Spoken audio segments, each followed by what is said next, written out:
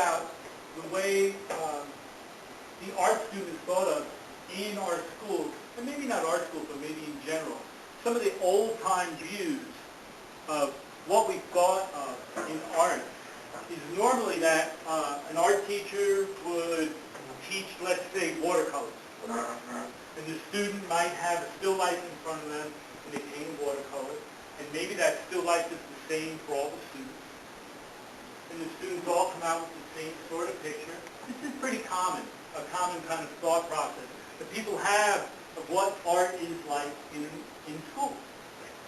I have up here skills-based, learn the project, projects look the same. Expectations can be low or high, really, depending on the teacher.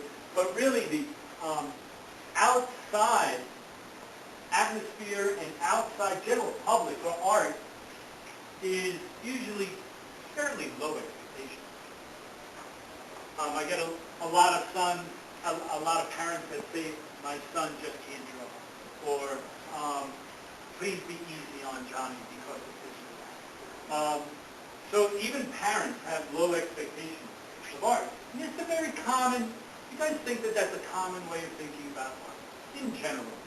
And I know you're all learned people here, and you may have other views, but I'm making some big assumptions and some big generalizations that may or may not be true, but I think it's been my experience in general that this is how the public tends to view art. And art is changing. Art has been changing the last 20 or 30 years in schools. And let me tell you about some of those changes. Today's art classes rarely are what we just talked about. They're actually very rarely like that. Today's art classes normally start with some kind of historical perspective.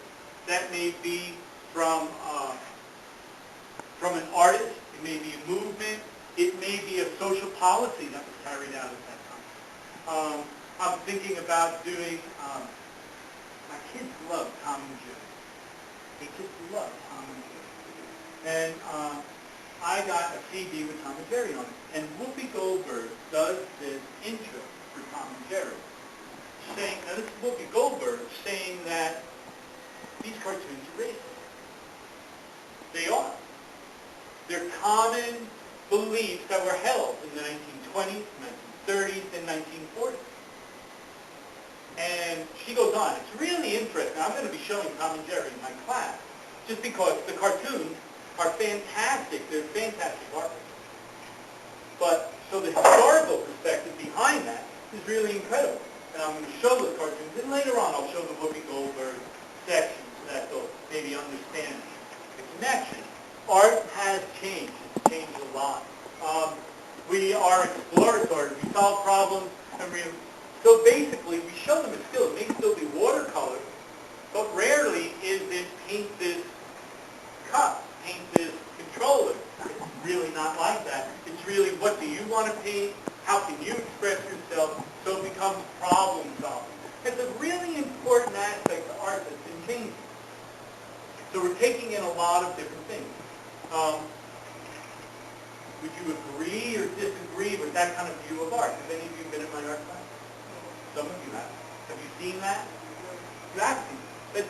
And really, I'm not new. I'm not this is how art is being taught. This is how art is being taught really basically across the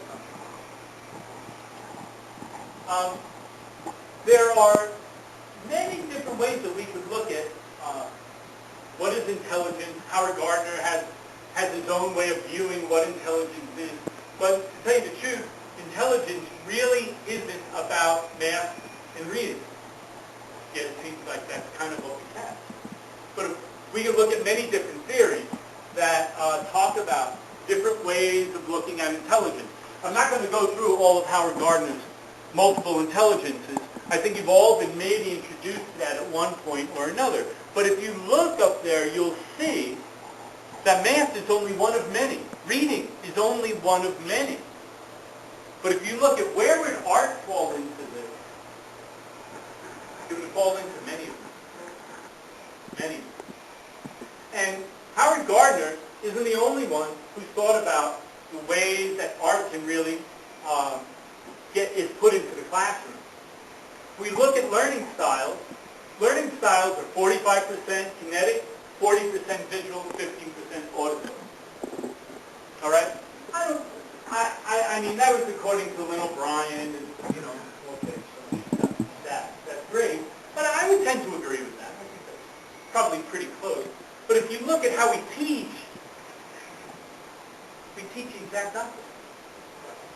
We teach 75% is auditory of our teaching. 20% visual, 10% kinetic. Of course, that changes with classes. But again, it makes the point that how are we teaching it? And don't we need to be open to different ways of teaching? I think we really do, especially when we look at these first types of learning styles. There's all kinds of things that we can look at when we think of why is art important in the classroom. If I was to say to you, I can raise Johnny's SAT score by 30 to 50 points. Well, heck yeah, bring it on. Right? You'd say that. 50 points, that'd be fantastic. That's what art does. That's what having an art curriculum can do. That is nothing to stop it. That comes from the College Entrance Board of Examination or something. That doesn't come from the National Art Teachers Association. You understand? There's a big difference. There's more. Department of Education says not only does it improve understanding, but this I thought was really interesting. It improves self-regulatory behavior. Kids working on their own. Classroom management problems go down. It's been proven in many, many schools. Tough kids that are really hard, they put them in art programs. Not because art is easy, but because of the way art attacks the brain. More quotes. Teachers who taught reading reported to children who learned to draw absolutely picked up letters quicker. Makes sense. It totally makes sense. It's a visual. The act of drawing content in science, social studies, totally increases retention. So now, you may be thinking, well, why don't we train our teachers? Well, we should. We should train our teachers. We should be. This is definitely something that we could do. And we're not talking about training teachers to use watercolors. That's not what we're talking about.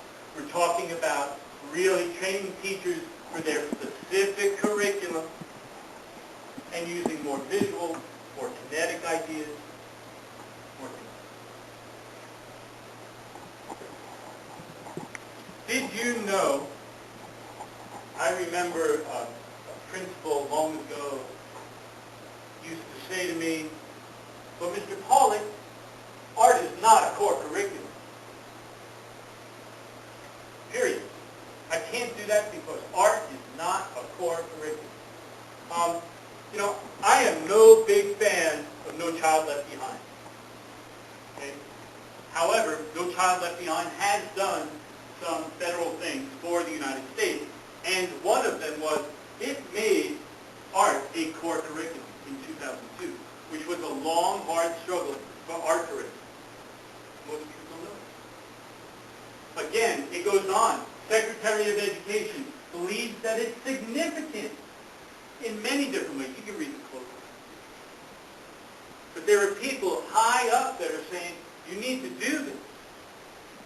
Well, unfortunately, what we have is we have testing in reading and math, right? We don't have testing in art. We have testing in reading and math. Well, I'm here to tell you that you want your reading and math scores to increase, but we're showing you different ways. It can increase your what? And it's being done, okay? It's being done. In Washington State, they not only have K through 12 art standards, they not only have K through 12 art standards, they're putting performance standards along with them, and those assessments are now going countrywide. We have Massachusetts, that's integrated art schools, as the primary way to give information to students. These are not art schools, people. These are not art schools. This is a curriculum decision to teach math through art. This is not one school. This is many schools. Same things are being done, I know, in New York. I know at the Booth and charter schools. Many, many schools are starting to look at the arts program as being integral into their way of building their subject. Let's see, Virginia, Magnet School. This magnet school is known for sending so many of its graduates to Yale, to Harvard, and again, it's one of those schools that makes art integral in their curriculum. So, what's happening here? Well, we do this. We do touch on it, don't we? I mean, it's as simple as posters that I've seen, and I used to see it in my wife's class all the time. Well, that's great. And I know you guys do posters because you think that they retain things better. It goes back to one of the first slides that we talked about. Kids are now doing PowerPoints. They're being more visual. Websites, blogs. We have some people who do websites and blogs. We have kinetic sculptures of the roller coasters, right? Those kinetic sculptures. We have videos in English. We have plays in English. In the history they were reviewing, they needed my mural books because they were reviewing Mexican history. It's being done. Set designs, these are all things that are being done right now in AST. So congratulations. We are on our way. We are doing it. We can do more, of course. But I want you to know that as far as the art department is concerned, there's something that we would like to do better. We would like to see some more performance standards tied to art standards. I think that would help our art department. We would like increased teacher training exactly on this subject. I think that would be important for all. We need to influence the community. I guess I could give this speech 100 times and reach as many parents as possible. I can do that. But we need to find better ways of doing that. We need to have more gallery space. We need to have more art on the wall. We need to have more acceptance for it. We need to have people show up when it does happen. We need all these things. We need a real, maybe we need to make connections with the museums in the city, partnerships. These things need to be active and ongoing in the schools. That goes right into the general awareness within the school of the importance of the curriculum. And I'm telling you, when these things are done, you're going to see an increase in not only your SAT scores, you may even see classroom management problems dissipate. Of course, it's not, oh, if we just had art, everything would be wonderful. But maybe it would. I think that's it.